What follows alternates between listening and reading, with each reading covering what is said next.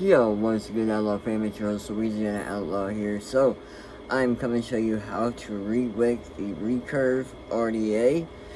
And, just to give you a little step-by-step here. So, as you can see, the cotton looks, it looks pretty funky right now. And, the things you're going to need are a pair of tweezers, some scissors. The scissors I'm going to be using are from the Coil Master building kit.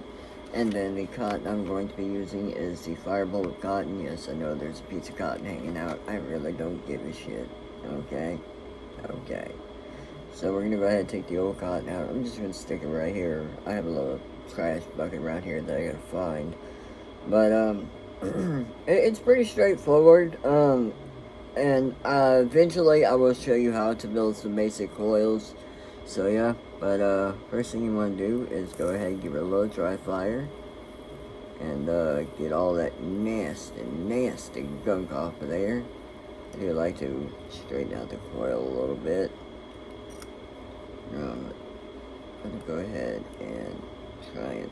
There we go. And this just kind of helps. You can go ahead and pinch it if you need to. So what you want is for it to glow from the center out. So we are looking good. Now this is at 50 watts. I know seems a little crazy, 50 watts on a single coil.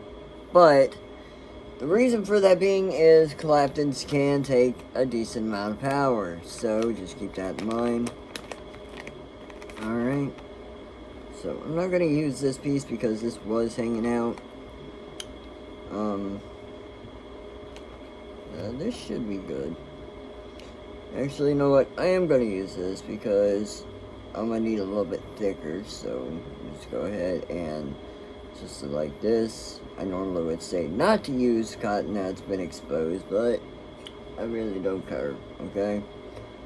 I don't care. Just make sure it's nice and tight. That way you can go ahead and thread it through.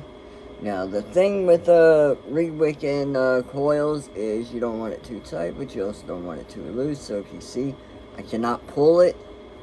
So what I'm going to have to do is bend it up a little bit, okay? So the easiest way to do that is just to take the little piece off, alright? Bring this up here.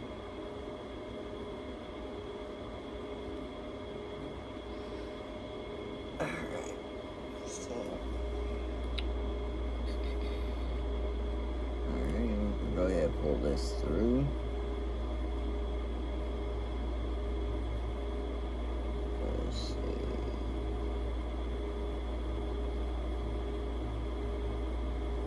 Try to get it to where it's nice and tight. Yeah, I'm gonna have to thicken it up. That's the only downside is sometimes you have to play around with the cotton, guys. I've been doing this for several years and I still have issues. Alright? So this should be good right here. Okay? And go ahead and grab it, get this piece out. Come back in here. And if anybody's wondering what mod this is, well, this is an old-ass mod. I bought it several years ago, actually, and I think I paid close to $200 for it. The Lost Vape Theory on.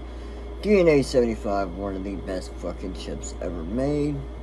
So, let me find my scissors. Here they are.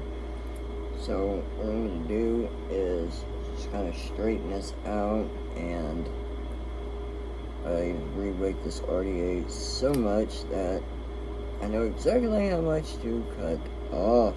Alright.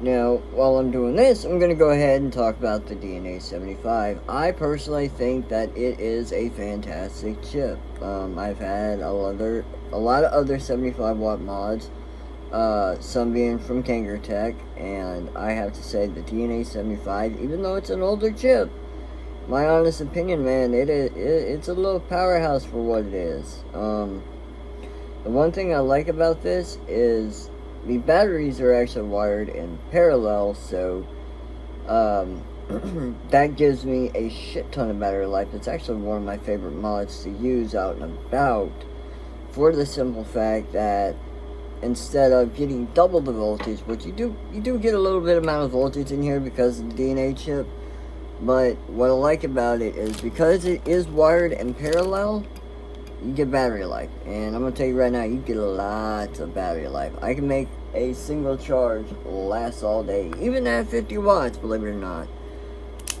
So the juice I'm going to be running is this right here. It is a white grape from Twisty Liquid. I've been vaping a lot of their juices lately. I really like this line of juice. So now what you want to do, you can get rid of this if you need to. I don't leave it on, it's aggravating most of the time, but just go ahead and just dab it on there like you're painting. Just gotta paint that on. Alright, and go ahead, get a little dry fire. Alright, okay. Now, to those who have been vaping for a long time, a lot of people would say, oh, single coils, they're not really like, they're not good for clouds. The recurve, it's more of a flavor chaser. Let me make sure I got this lined up. Alright, so a lot of people, like I said, will say this, oh, well, that's more of a flavor chasing RDA, it's not really good for clouds. I beg to differ. This actually can get you some pretty decent dense clouds, so here we go. Before I get started, let me go ahead and find that bottle again. So, to let you know on the nicotine, this is 6 milligrams a milliliter, okay? Or 0.6%. So, here we go.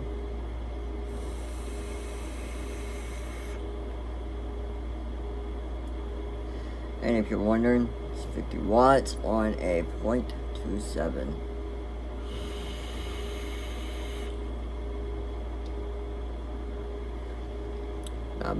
Not bad at all. It's really easy.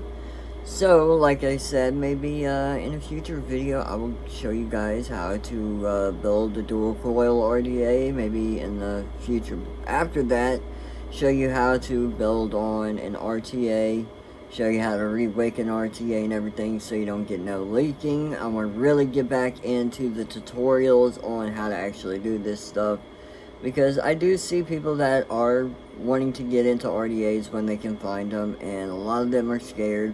Like I was when I first started getting into RDAs and all that. I didn't know what I was doing, and I'm gonna be honest with you, vaping in itself is easy. Like, if you get a starter tank, starter sub-ohm tank, that's easy. But once you start getting into rebuildables, it can seem a little complicated. It's really not. It's actually fairly simple, especially with these little guys. RTAs are a little bit different because you have to wick them a certain way, because if you don't, well, guess what? Because you have a tank, you can end up leaking juice if your cotton's not situated enough or it's not thick enough in those juice wells. But, yeah. Lost Vape Theory. This is my pride and joy right here. This is one of my favorite mods. I cannot remember exactly how much I paid for it. I'm going to say it was close to like I don't know, $180, $190. I'm banking on around $200 after tax, so.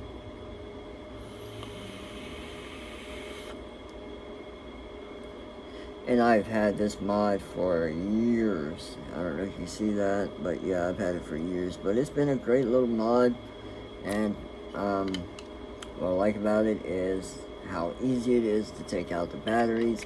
This is a solid mod. So yeah.